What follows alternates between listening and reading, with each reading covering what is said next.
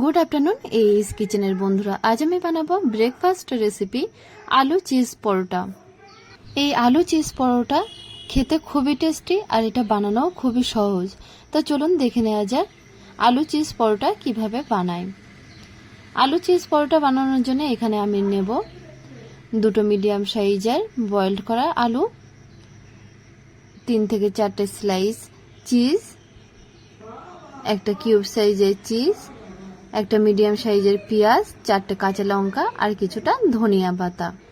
আর পরোটার ডো বানানোর জন্য এখানে নিয়েছি 1 বাটি ময়দা আর 1 বাটি গমের আটা। এখন পরোটার ডো বানিয়ে নেব। দেখুন 1 বাটি গমের আটা এবং 1 বাটি ময়দা দিয়ে দিয়েছি। এরপরে 1 চিমটি বেকিং সোডা দিয়ে দেব আর দিয়ে দিচ্ছি একটু লবণ আর 2 থেকে 3 চামচ সাদা তেল দিয়ে দিচ্ছি। অল্প একটু বেকিং সোডা আর অল্প লবণ দিয়ে ভালোভাবে মাখিয়ে ময়ান করে নেব। তারপরে অল্প অল্প জল দিয়ে ভালোভাবে ডোটা বানিয়ে নেব। দেখুন ময়ান করা হয়ে গেছে। এবার অল্প অল্প জল দিয়ে ডোটা বানিয়ে নিচ্ছি। পরোটার ডোটা খুব বেশি টাইট করে মাখানো যাবে না, একটু সফট করে মাখাতে হবে। দেখুন এরকম হবে ডোটা বানানো হয়ে গেছে। এরপর একটা ঢাকনা দিয়ে রেখে দেব সেট হওয়ার জন্য আধা ঘন্টা। এতে করে ডোটা আরো বেশি সফট হয়ে যাবে আর পরোটাটা আরো ভালোভাবে তৈরি হবে। এবার ভেজিটেবলগুলো কেটে নেব। প্রথমে নিচ্ছি পেঁয়াজগুলো খুব মিহি করে কেটে নেব। এরপরে লঙ্কা, সেগুলোও কিন্তু একদম মিহি করেই কেটে নেব।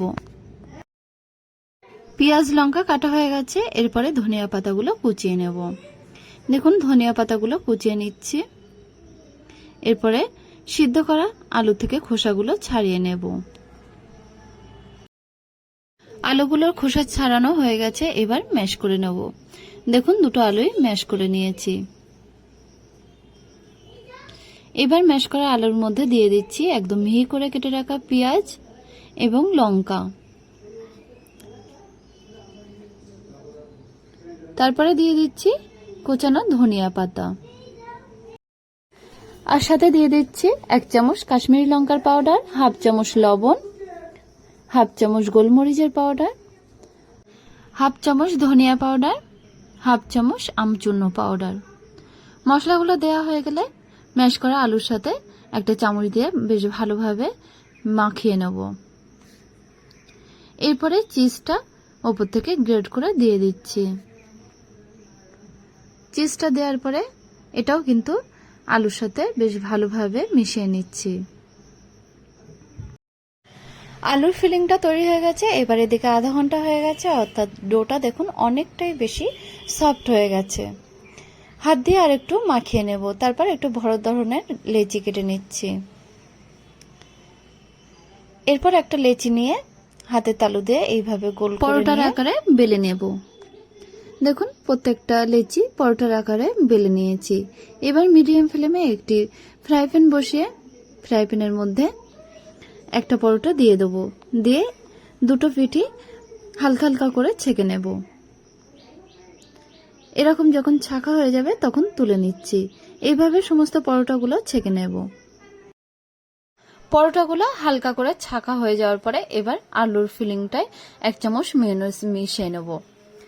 এরপরে দেখুন একটা প্লেটের মধ্যে একটা পরোটা নিয়ে নিয়েছি আর তার উপরে দিয়ে দিচ্ছি দুটো স্লাইস চিজের উপরে কিছুটা আলুর ফিলিং ভালোভাবে দিয়ে দেব। তারপরে একটা সাইড থেকে পরোটাটা এইভাবে তুলে নিয়ে আর একটা সাইডে এনে আটকে দিয়ে দেব।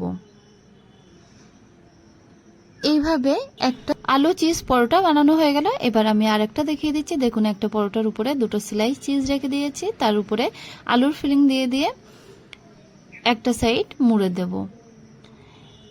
এইভাবে সমস্ত আলু চিজ পরোটা বানানো হয়ে গেছে। এবার পরোটাগুলো লাস্টবার ফ্রাই করে নেব।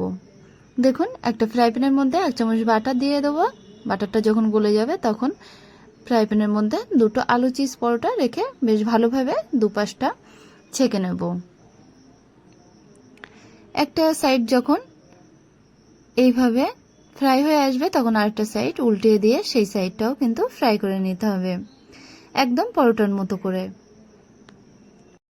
ফাইনালি আলু চিজ পরোটা তৈরি হয়ে গেছে। এবার আমি বাদবাকি আলু চিজ পরোটাগুলো একইভাবে ফ্রাই প্যানে দিয়ে তৈরি করে নেব। তৈরি হয়ে গেছে আলু চিজ পরোটা। বিভিন্ন রকম পরোটা আমরা তো খেয়ে থাকি, কিন্তু এই পরোটা একবার বাড়িতে বানিয়ে খেয়ে দেখতে পারেন। আশা করছি ভালো লাগবে। ভালো লাগলে অবশ্যই আমাকে একটা কমেন্ট করে জানাবেন। এই আলু চিজ পরোটা টক দইয়ের সঙ্গে খেতে খুবই ভালো লাগে। তাহলে বন্ধুরা, আমার রেসিপি যদি আপনাদের ভালো লাগে থাকে তাহলে অবশ্যই ভিডিওতে একটা লাইক দেবেন।